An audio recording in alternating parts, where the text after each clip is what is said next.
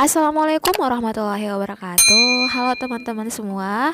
Halo Bapak Ibu Guru pejuang P3K 2021. Gimana? Kalian udah daftar atau belum P3K-nya? Nah, untuk guru honor yang di swasta dan alumni PPG, kalian itu tetap wajib daftar dan pilih formasi pada tanggal 30 Juni sampai 21 Juli ya. Jadi nanti sistem yang akan mengatur harus ikut di tahap 1, 2, atau 3 ya. Nah, pada saat mendaftar, kalian pastikan jaringan itu stabil dan tidak dalam kondisi terburu-buru ya, supaya pengisian biodata kalian itu tidak ada yang salah, karena kalau udah salah tidak bisa lagi diperbaiki. Karena sejak pendaftaran dibuka, kolom pilihan untuk P3K itu sebentar hilang, sebentar ada. Jadi kalian gak usah khawatir ya, tetap pantau terus medsos BKN Go ID ya, dan website SSCASN untuk pendaftarannya ya. Sembari menunggu koneksi yang stabil, mari persiapkan diri kalian. Di video kali ini aku akan membahas soal tentang kompetensi manajerial berdasarkan kisi-kisi terbaru ya. Jadi kompetensi manajerial ini hampir sama seperti TKP ya, tes karakteristik pribadi, dimana setiap pilihan jawabannya itu bakalan ada poin-poinnya ya. Jadi kalian jangan sampai mengosongkan jawabannya. Soal yang pertama, Anda adalah seorang guru yang baru bekerja selama 3 bulan dan belum memiliki pengalaman. Tugas Anda dalam mengajar sudah padat sekali dan pada saat yang bersamaan, sekolah tempat Anda bekerja sedang mempersiapkan akreditasi. Anda diminta untuk menjadi salah satu tim penyusun borang akreditasi. Yang akan Anda lakukan adalah, jadi ceritanya kita itu guru baru 3 bulan. Jadi pada saat itu ditugaskan untuk mempersiapkan akreditasi di sekolah itu juga. Sebaiknya yang kita lakukan apa gitu kan? Yang A, memprioritaskan tugas mengajar terlebih dahulu agar peserta didik dapat menerima pelajaran dengan baik. Artinya kita menolak ya. Nah, kalau seperti ini nggak bagus, karena kan tugas akreditasi itu di sekolah itu tidak bertentangan dengan mengajar. Jadi yang A itu bukan pilihan yang terbaik.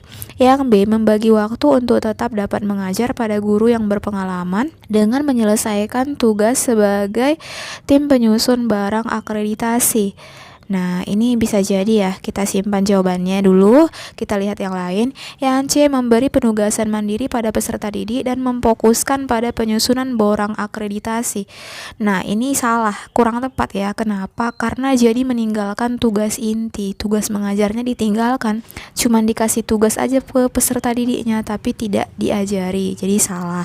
Yang D, mencoba menghindar dan memberikan alasan belum memiliki pengalaman dalam penyusunan borang akreditasi. Ini juga salah, artinya kita nggak mau berkembang di sekolah itu ya, tidak memberikan kesempatan kepada diri kita sendiri untuk punya pengalaman yang lebih lagi. Yang E, memprioritaskan menyelesaikan borang akreditasi terlebih dahulu demi kemajuan tempat sekolah saya mengajar.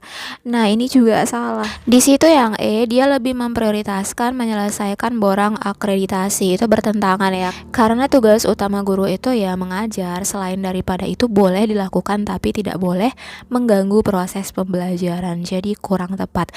Maka jawabannya apa teman-teman? Jawabannya adalah B. Jadi sebenarnya kompetensi manajerial ini hampir seperti TKP ya, semua ada skornya. Kita disuruh memilih mana jawaban yang paling baik. Bukan berarti yang A, C, D, E itu kalau kalian jawab, jawaban kalian gak ada skornya, tapi ada skornya, cuman belum yang paling baik. Gitu ya teman-teman. Soal selanjutnya, seorang wali murid yang khawatir dengan pencapaian prestasi anaknya mendatangi seorang guru dengan membawa bingkisan untuk meminta bantuan agar nilai anaknya tinggi di rapotnya sehingga berpeluang lolos dalam seleksi perguruan tinggi. Tanggapan guru tersebut terhadap wali murid adalah, ini integritas kita ya sebagai seorang guru, gimana menghadapinya. Yang A, menegaskan bahwa tidak bisa menerima permintaan wali murid karena integritasnya sebagai guru profesional dipertaruhkan. Dia tidak bisa menerima, tapi ada embel-embel alasannya ya, karena integritasnya.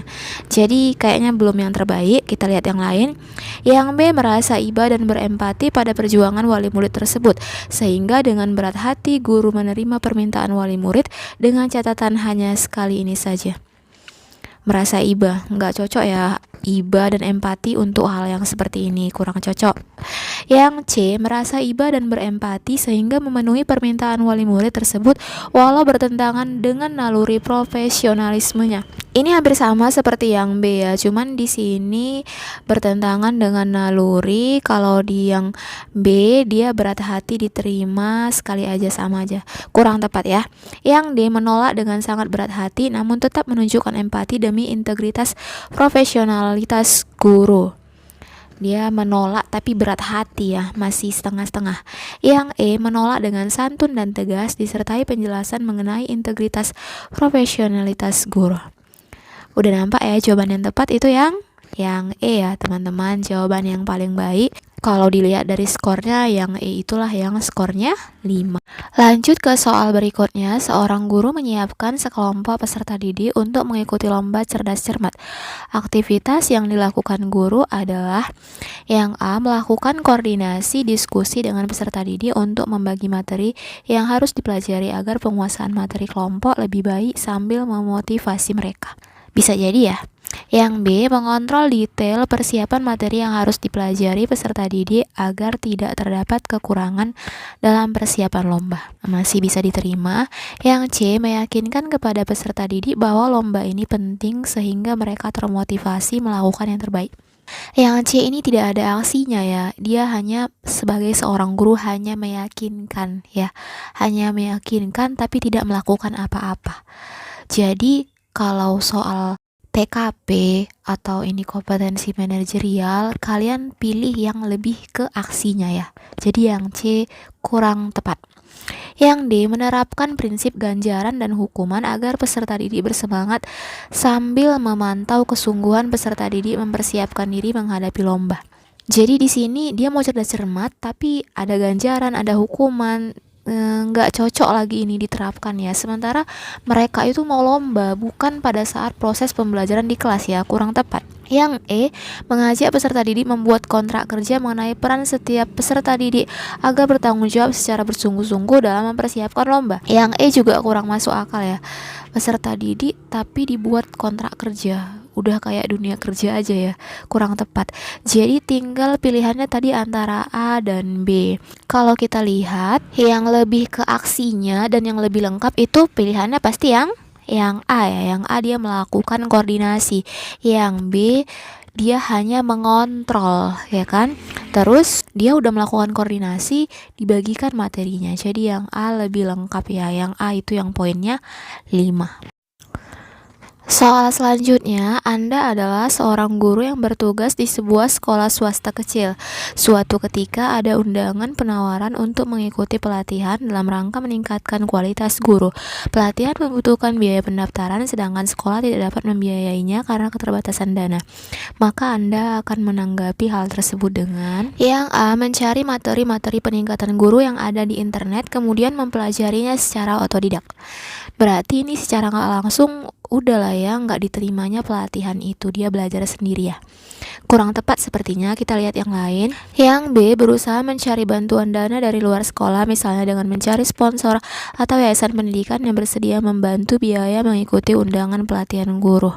Kalau pilihan yang B ini, dia berusaha mencari bantuan tapi dari luar sekolah ya, dari yayasan pendidikan. Jadi agak kurang etis ya. Kalau misalnya nggak ada pilihan lain, baru bisa dilakukan hal seperti ini. Yang C, berinisiatif untuk melakukan penggalangan dana dengan semua guru di sekolah. Selanjutnya dilakukan giliran untuk pemberangkatan guru yang akan mengikuti pelatihan. Ini memenuhi ya. Kita lihat yang lain. Yang D, mempertimbangkan untuk tidak menghadiri undangan pelatihan guru karena keterbatasan biaya dan faktor lainnya.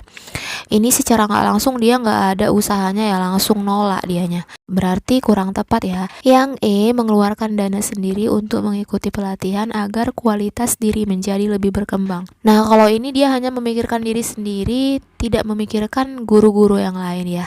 Jadi kurang tepat. Yang pas tadi jawabannya itu yang C. Soal nomor 5, salah satu teman yang berprofesi sebagai guru tidak pernah memberikan umpan balik terhadap hasil pencapaian belajar peserta didiknya. Para peserta didiknya menyampaikan keluhan kepada Anda sebagai wali kelasnya, maka yang Anda lakukan saat menjumpai situasi tersebut adalah yang A, memilih diam melihat hal tersebut karena merasa sejalan bila mau mengingatkan. Nggak banget nih ya, salah ya, kurang tepat. Yang B, mengadakan pendekatan personal kepada guru yang bersangkutan agar bersedia memberikan evaluasi secara rutin kepada peserta didik. Lumayan ya kan? Yang C, melaporkan guru yang bersangkutan kepada kepala sekolah. Aduh, terkesan menjatuhkan ya, agar mendapatkan nasihat sehingga diharapkan guru tersebut mau melakukan evaluasi. Tidak seharusnya ya kita melaporkan sesama teman kita ya. Kurang tepat. Yang D, memberikan teguran secara langsung pada guru. Kita nggak ada wewenang ya memberikan teguran langsung karena kita bukan atasannya. Kurang tepat. Yang E, memberikan surat tertulis pada guru tersebut agar bersedia untuk melakukan evaluasi terhadap peserta didik. Ini juga semacam memberikan teguran ya, tapi secara nggak langsung, kita juga nggak ada wewenang ya. Jadi yang pas jawabannya itu, yang nilainya 5 itu adalah B, mengadakan pendekatan secara personal. Jadi kalau pendekatannya secara personal, kemungkinan guru tersebut pun untuk tersinggung itu sangat jauh ya, karena merasa sesama rekan kerja.